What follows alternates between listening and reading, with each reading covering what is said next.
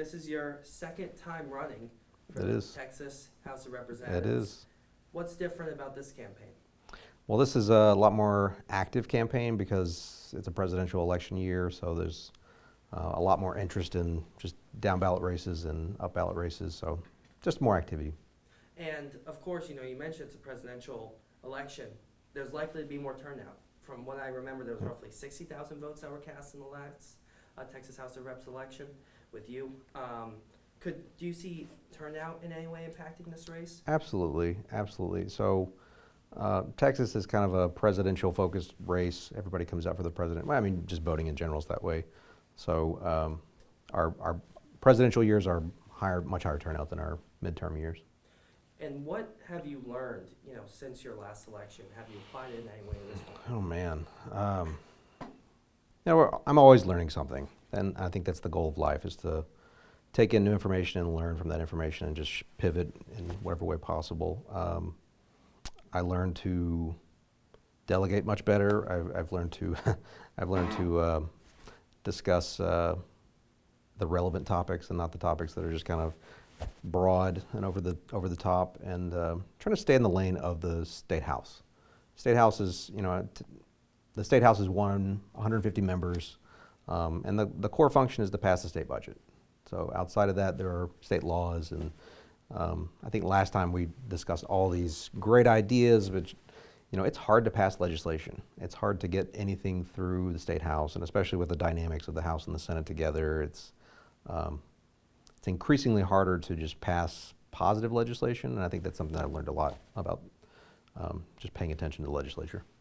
You mentioned it's difficult to pass legislation. Mm-hmm. I do want to ask you, what would be your single biggest legislative priority if elected to the House of Representatives?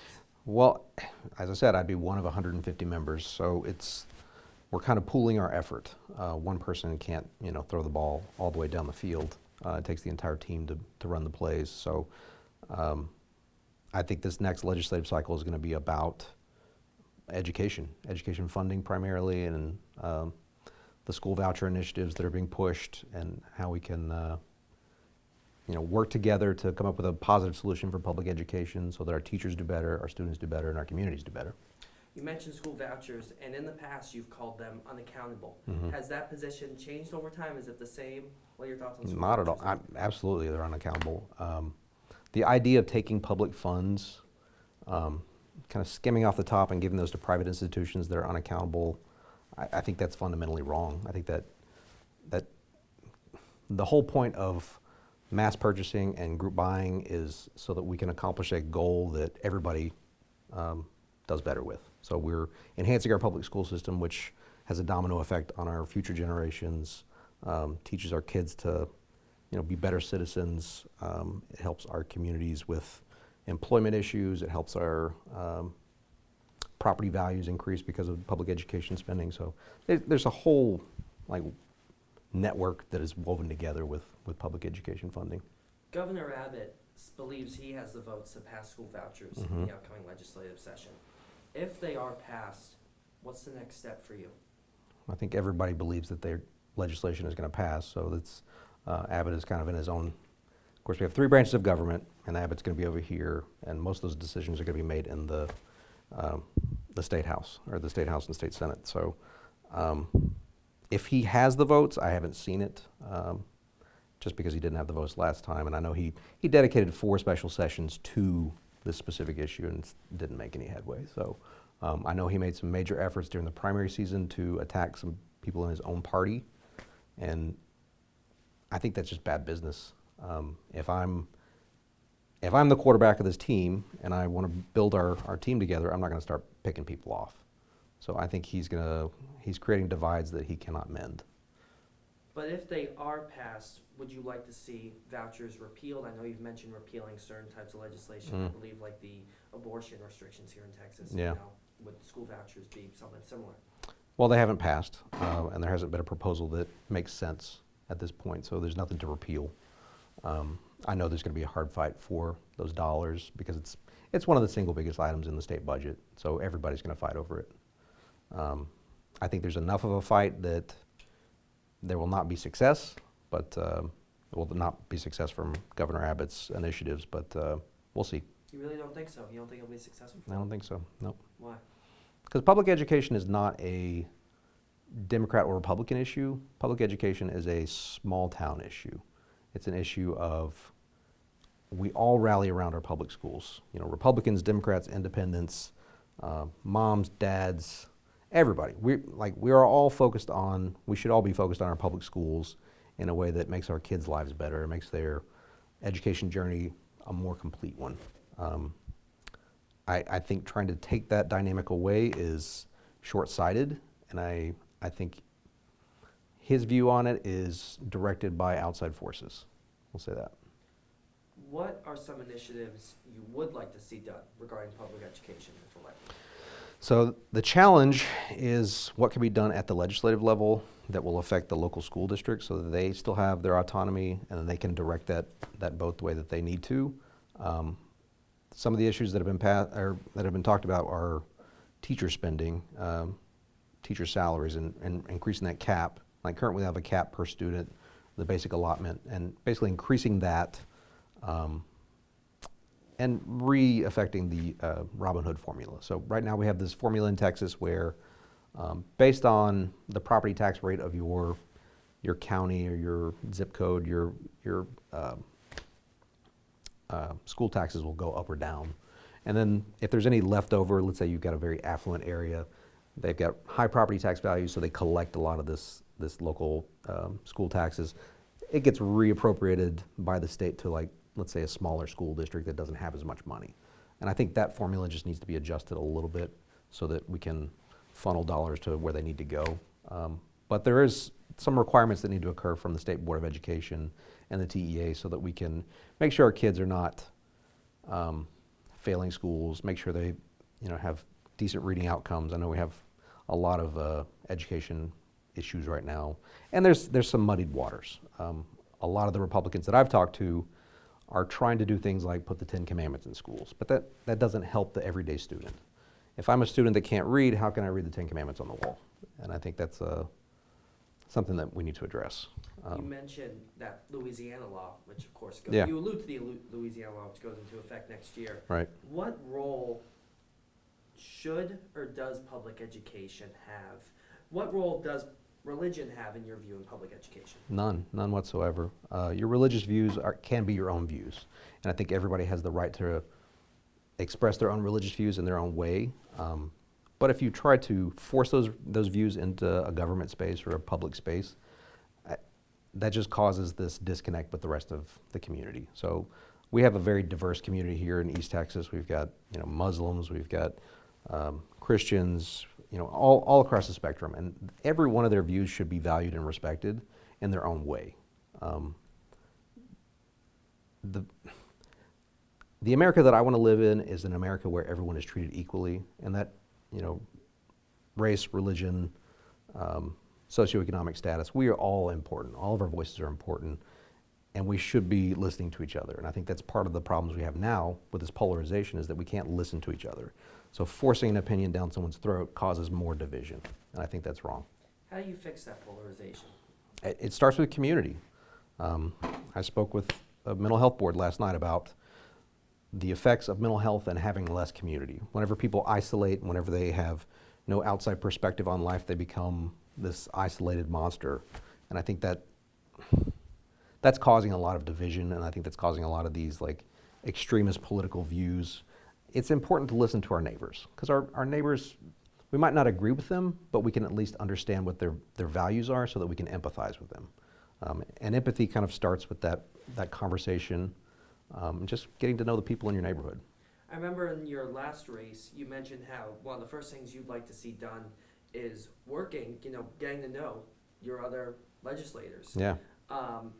If elected, there's a chance that you would be working with a Republican majority Sure. or a supermajority. Yeah. How will you go about working across the aisle? I don't like aisles, man. I'm a pragmatist. I'm a person that wants to see my community do better, and I don't care about Republican values. I don't care about Democratic values. I care about Smith County values. I care about us coming together and understanding the challenges that we have, communicating those challenges to the state level, and trying to fight for some sort of reciprocal relationship with the other states or the other counties around us, the other districts around us. And I think that starts with conversations, and I think that starts with building community and building empathy towards other people. The economy has consistently ranked as a major issue for voters Yeah. in this year's election. Are there any specific initiatives you'd like to see done at the state level to improve the economy Yeah. in East Texas? So every person that I talk to, I mean, including myself, I think there are three major cost centers for just a family, any family. So you've got your housing costs, you've got your healthcare costs, and you've got your childcare costs. And those are like, if you look at just as a basic family budget, those are going to be like overwhelmingly the highest things in there. Housing specifically. There's a lot that we can do, a lot of levers that we can pull that would lower the cost of housing and stabilize the cost of housing, but also build incentives for people to pay, like if we think about our community specifically,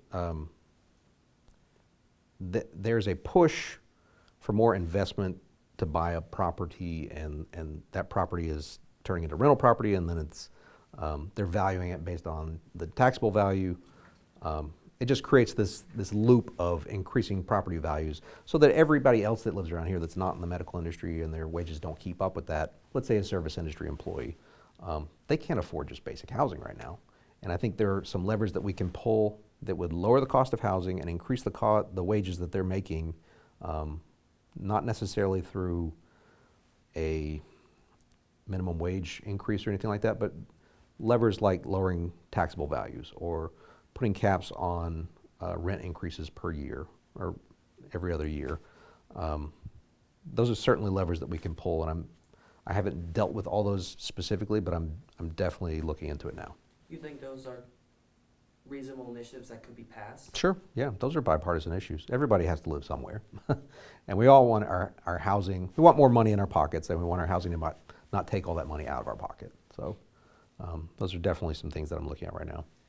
The role of AI has also become a vocal point, particularly recently. Yeah. You're in the technology business, I am. so you probably know a lot about this. Oh, I do. Is there any legislation you would like to see done at the state level regarding artificial intelligence? Yeah. So kind of going back to that first campaign, and one of the main reasons I got into this, years ago, I took my daughter to Washington, D.C., and we got a tour to the congressional building, and we walked out on the House floor. So we're on the speaker's porch, we're looking across the U.S. Mall, the Capitol Mall, and walked onto the House floor, and something just clicked in my mind. I'm like, I'm a tech person, and this is a room full of old white men. These people don't even know how to use their phone half the time, and they're making all the laws that dictate how Silicon Valley is operating. Something in me said, I need to be more involved with this process, because my role is kind of an explainer of technology and somebody that teaches technology to other people, so I need to be doing this to our legislative bodies so that they can make informed decisions about the way data is handled. I like to tell people that we don't live in a capitalistic society, or a capitalistic system, we live in an information system. The data that you produce on a daily basis is more valuable than the money in your pocket half the time. So there has to be regulations on data brokers, there has to be regulations on the way data is captured and sold, because that is being used to train these AI models. The AI models themselves, just based on that training data, are also starting to take jobs away. So they're taking small clerical jobs, they're making jobs easier. And AI in and of itself is not bad. It's a great technology. It just needs to be used appropriately in a way that doesn't reduce the job count, but enhances the jobs.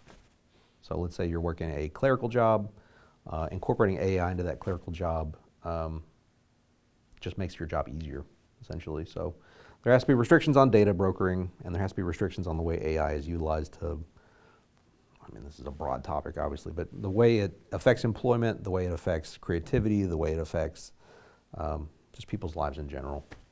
There's a lot of concern that AI can take away jobs. Yeah. In various industries. What's your take on that? Are you concerned about that? I kind of touched on that. So, I think that AI is a fantastic tool, and I was driving my daughter to school today, and we talked about it. I think that I told her that AI is kind of the calculator of her day. You know, we all went to school, we used, or not calculator, but like an abacus of her day, or the calculator to the abacus, let's say. So she's going to go through school now with AI being this budding technology, but in 10 to 15 years, it's going to be this massive driver of business and this massive driver of just innovation. So she's going to see that technology grow with her in the same way that I saw calculators become phones, and phones rule the world now. So the pocket computer, essentially. But yes, it will take jobs, and there has to be some sort of initiatives towards that.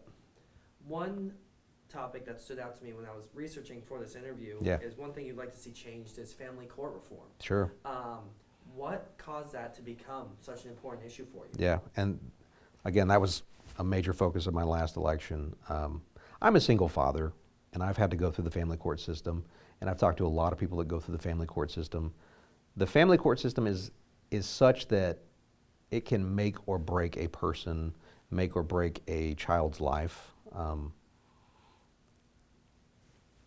There has to be reforms in such a way that, and it's a very difficult problem, especially when you have parents involved, because you have a parent situation, you have a family situation that splits, and you have a child that's in the middle, but that child is the one that should be the core focus. And I think family court kind of does that, but there should be ways to enhance that. The child should be the primary focus and not the parents. I've seen situations where family court can be this financially devastating situation for both parties, where they are just throwing good money after bad all the time in an effort just to hurt the other person. So there should be some sort of like boundaries on that in the way that family court and family laws is constructed. I'm not a lawyer. I can't give legal advice, obviously, but that is definitely an initiative I'd like to see. Because if we can build, obviously families split. The divorce rate's like 50-something%. And I think that the effect that has on our future generations, because of the way it creates more childhood trauma, is very impactful to the next generations. So there has to be some sort of way to make that child's life easier, and a way to make that child's life more front and center and less, passing them off here and there. I'd love to see some reforms in that, and I'd love to work towards those. Some people may hear you say that and believe it's more so a personal issue between the family. Sure. It's not so much a legal avenue or legislation. So is there really a legislative way to... That's what I want to find out. I'd love to find out. Like I said, I'm not a lawyer. I've just been in family court enough to know that I don't like it, and I've seen the effect that it has on children that are my daughter's age and younger, and how that creates this like isolative mentality, or it becomes about the parents fighting each other, or this passive aggressive, just financially draining situation.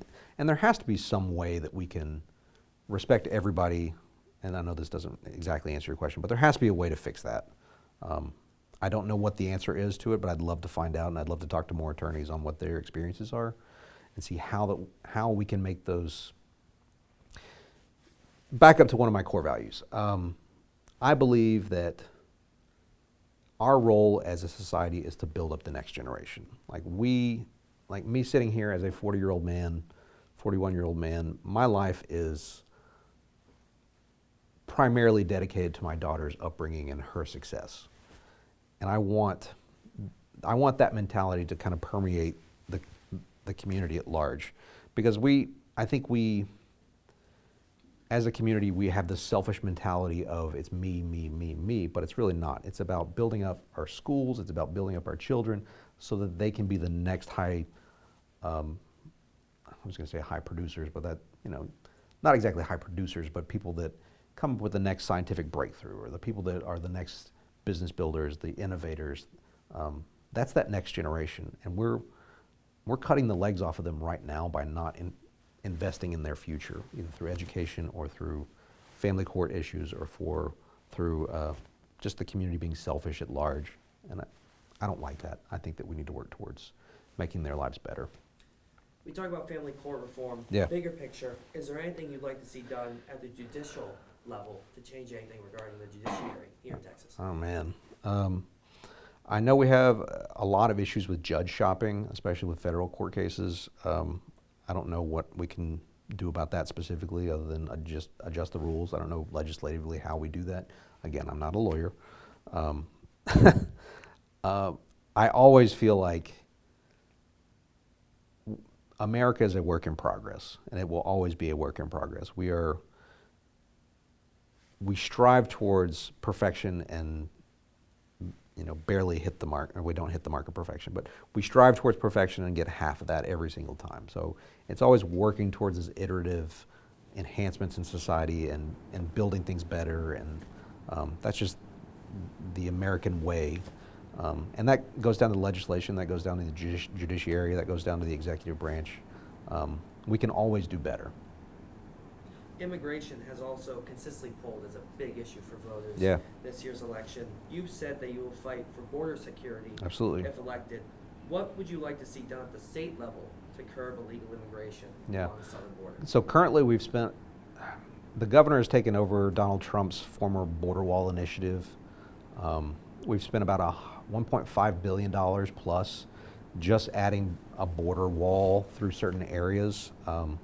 I've heard through just different agencies that is starting to commoditize the border, which is creating issues of cartels owning certain spaces and selling those spaces off to other people. So our effort to block people from coming in has created this human rights, human needs issue. I don't think that brute force is the way we fix any problem. I think we fix problems through partnerships and conversations. We have to build reciprocal relationships with the U.S. government, because it seems like our governor has not even attempted to work with the Biden administration. Despite their flaws, they are the executive branch of the United States, and they are in charge of that relationship with foreign nations. So we have to work with the current administration so that we can build a reciprocal relationship with Mexico, so that we can stop whatever is causing people to come over here. And I know it's a lot of Venezuelan migrants that are being forced out through, socioeconomic issues or through political issues, and they're coming this way. When someone is traveling that far on foot or, migrating that far, a wall's not going to stop them at all. So we have to do things like find out why they're coming over. And I know the U.S. government's working on that, and they've slowed a lot of those migration issues. We have to do things like not create situations that are going to become economic points for the cartels, because we don't want our cartels to start selling off border space, and we don't want our cartels to start auctioning people off, and whatever's happening at the border right now. So as far as my border security stance, we need to be issuing visas for workers. We need to start collecting tax dollars off of the work that they are performing, and then put that back into our local economy. We have a huge migrant population, especially in Texas, and they're just normal citizens that want to raise their kids, they want to pay taxes, they want to work jobs, and we need to be processing those people correctly, and we need to make sure that we're just following the system that we put in place. It seems like we're just reactive towards yelling at everybody that runs across the border, and I think that's something we need to work against. You talk about the proposed border wall in that answer. Didn't sound like to me that you support it. Did I hear you correctly? I don't support a border wall. I think there is a value in barriers in certain situations, but I don't think that a border wall is the right solution. I've talked to a lot of people that say that it is creating cartel issues. It's an overly costly measure when we could be putting that towards more enhanced things like AR or drones that have IR camera systems on them, with direct focus enforcement mechanisms like teams on trucks and working with ICE and all that kind of stuff. I think building a barrier is just a monument to failure, if that makes sense. Just to kind of sum up, what are the most important issues for you Yeah. in this election? What should voters know will be the biggest things for you? Biggest things for me are going to be access to abortion. Texas has become this very Christian nationalist focused society that is fighting against any sort of reproductive access at all. I want to fight against that. I have a 15-year-old daughter. I see her generation every single day, and they're all worried about what happens if some boy, rapes somebody and she gets pregnant. What happens if, there's a bad family situation, some girl is raped at home by a parent or by a family member, becomes pregnant. We don't have those exceptions in the state of Texas. We're actively working against those exceptions, and we're actively working towards eliminating any sort of access to reproductive health at all. And I know abortion is a hot button issue. I don't support just the use of abortion for I don't support the use of abortion for reproductive as birth control, essentially. I don't think that's right at all. But I think that it's none of my business. I think it's up to us to enhance society in such a way that these situations don't occur, so that we're out of the decision-making process, and that we're making sure our kids both have good educations, and we make sure our other kids are acting appropriately, so that they're not getting into these situations. That's what I want to work towards, is cutting off those issues, cutting the root of those issues off. But because of, we live in a world that is just heavily mentally ill half the time, there are situations that occur, and people are impulsive, and situations like that need to be addressed. So I want to make sure that we have, from a legislative perspective, I want to make sure that there are no politicians in exam rooms. I think that the politician's role is to work with their constituents on good policy for medical boards and for medical systems, so that we are doing that 80-20 approach of introducing policy that affects 80% of the people. And then the doctors and people that are in those situations, those outlying situations, they can handle them themselves, because we have to empower people to do their own, take care of themselves. That's a major issue for me. Another major issue is public education. So our public education system should be world-class in the state of Texas. It is not. Teachers are leaving at a rapid pace because of disciplinary issues, because of issues like standardized testing. We have to enhance our public schools, because those public schools raise that next generation, and that next generation is going to be the person that takes care of everybody watching this broadcast. So those are my two major issues. Election day is fast approaching. Yes, it is. What would be your closing argument to voters as they cast their vote? I know a lot of our county doesn't vote, and I think that's what I hear most of the time, is that my vote doesn't matter. My vote doesn't matter, my voice doesn't matter. Why would I waste my time doing that? I'm here to tell you that your voice does matter. Your voice matters just as much as mine does. Your voice matters just as much as his. I think it's important for you all to be involved in the process that shapes your community. That being said, I would like to be part of that process where I can take your voice, whatever that voice may be, I can hear your concerns, and I can take it to Austin, and we can make sure that we are addressing those issues at the state level. One of the reasons why I started running this was that our current representative didn't necessarily listen to our constituents. Texas is such that politicians are just bought and paid for, and I'm not. I'm a person that has lived here my entire life. I've gone through the public education system. My daughter's going through the public education system. I'm a small business owner. I'm a person that has full buy-in into this community, and I want to make sure that we are working together to make Smith County better.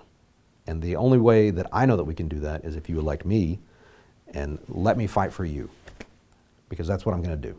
I'm going to fight to bring money here. I'm going to fight to bring opportunity here. I'm going to fight to help our public education system. And I'm going to fight for everybody watching this broadcast.